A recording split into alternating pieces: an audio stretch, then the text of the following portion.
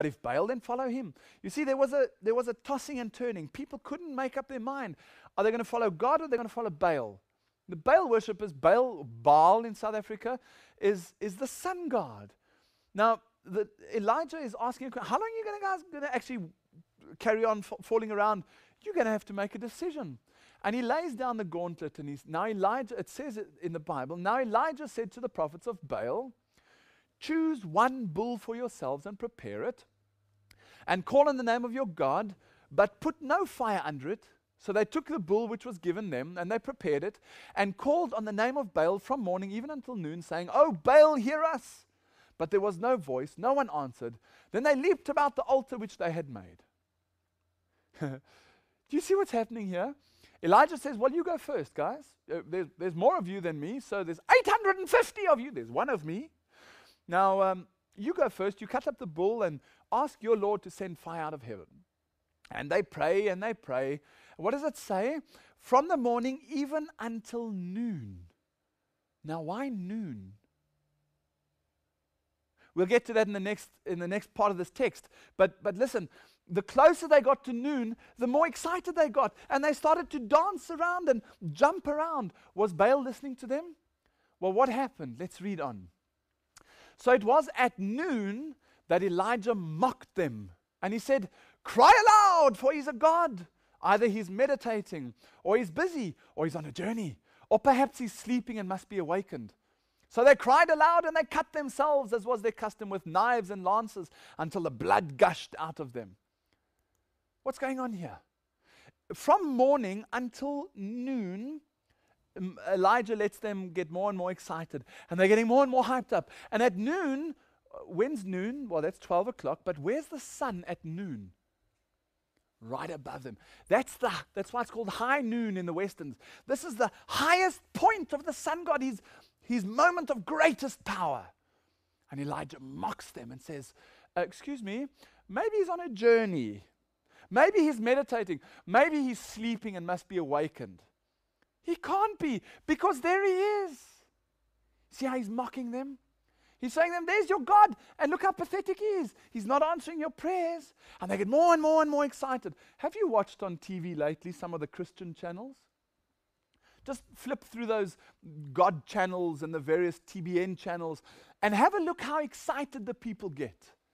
Is that the way Christians deal with their God? Or is that maybe the way Baal prophets deal with their God? Look at the parallels. Fantastic to see. It's actually a paganistic culture to shout and scream and call louder and louder and louder and invite a blessing from on high. Right up till noon, nothing happens. They start cutting themselves with lances and blood. This is like the Mormons have in their church, own blood atonement, right? The blood on the altar is not enough. We have to give our own blood. This is a pagan rite that comes from the satanic rites. But brothers and sisters, and people, just understand that there's a war going on here. Is it going to be Baal the sun god? Or is it going to be Adonai, Yahweh, Jesus Christ, the God of the Bible? He lets them go from morning past noon to 3 o'clock. So through the highest hours, the time of the greatest power, right up to the evening sacrifice. Let's read on. Now when midday was past, they prophesied until the time of the offering of the evening sacrifice. But there was no voice, no one answered, no one paid attention. How embarrassing. Their Baal God didn't even pay attention. Then Elijah said unto his people, come near to me. So all the people came near to him, and he prepared the altar of the Lord that was broken down. Isn't there a parallel there? Somebody that comes to earth to rectify the worship system on earth, and he says, come unto me, all ye that labor and are heavy laden, and I'll give thee rest. Well, Elijah's the same thing. He's one man standing alone amongst these prophets of Baal, and he says alone, well, come to me, and I'll rebuild the altar. You see, we might have to stand alone in our church.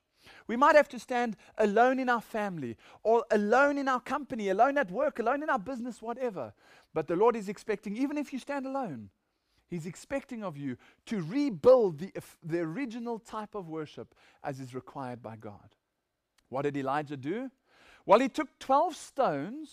Then with the stones, he built the altar in the name of the Lord, and he made a trench around the altar, and he put the wood in order, just like Abraham put the wood in order. Elijah puts the wood in order. He cuts the bull in pieces and laid it on the wood and said, fill 4 water pots with water and pour it on the burnt sacrifice and on the wood. Question. If I cut up a bull and I put the bull on the altar, besides the meat and the wood, what else have I got? Blood, right? Blood on the altar. Now, if I take water pots and I fill them up and I pour them on the altar, what have I got now?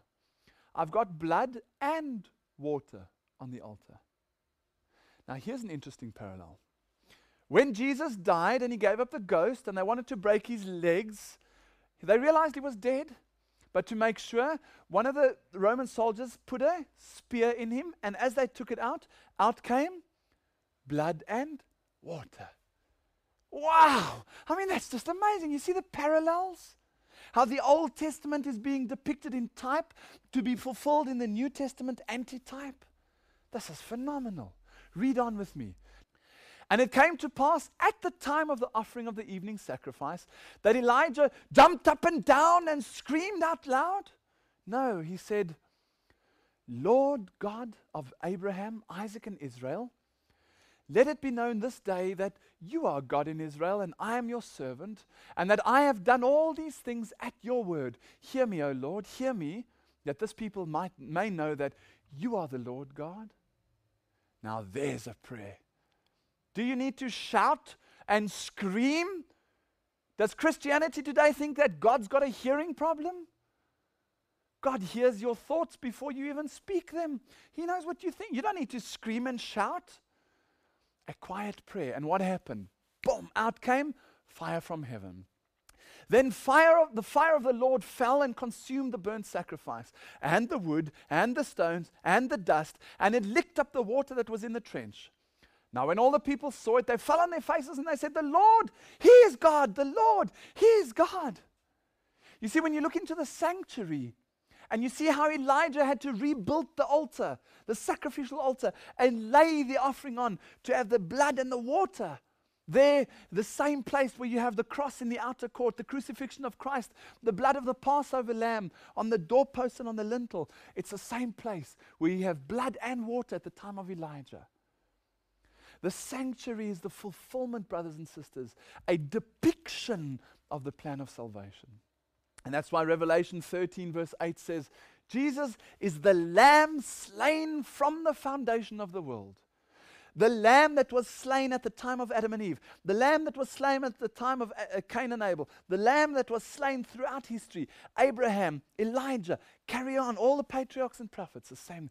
Jesus is that Lamb that was slain there in the outer court from the beginning of time.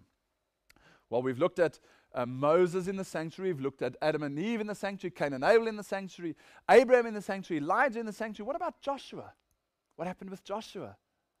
Well, did Israel, when they left, did they go straight into Canaan? No, they crossed through the Red Sea. Remember the baptism through the laver, from the altar through the laver to Canaan? Did they go to Canaan? No. They wandered around in the wilderness for 40 years. And then when that period of time was finished, they then, boom, straight into Canaan, right? No. What did they have to do? Where did they have to go through first? Let's read it together. Joshua 3 verses 5 and 6. Joshua said unto the people, sanctify yourselves, for tomorrow the Lord will do wonders among you. And Joshua spoke unto the priests, saying, take up the ark of the covenant, pass over before the people. And they took up the ark of the covenant and went before the people. And it came to pass, as they that bore the ark were come unto the Jordan. Where's the Jordan depicted in the sanctuary? There, if you look at the image, you'll see it right there in the center. This is the laver, another representation of the Red Sea. And it came to pass, as they bore the ark, as they that bore the ark were come unto Jordan, and the feet of the priests that bore the ark were dipped in the brim of the water, that the waters which came down from above stood and rose up upon a heap, and the priests that bore the ark of the covenant of the Lord stood on firm ground in the midst of the Jordan, and all the Israelites passed over on dry ground. So you see, Israel goes through the baptismal process. Then they backslide. There's certain problems. They wander around the desert for 40 years. And then in order to go into Canaan, they have to go again through that cleansing, through that baptismal process.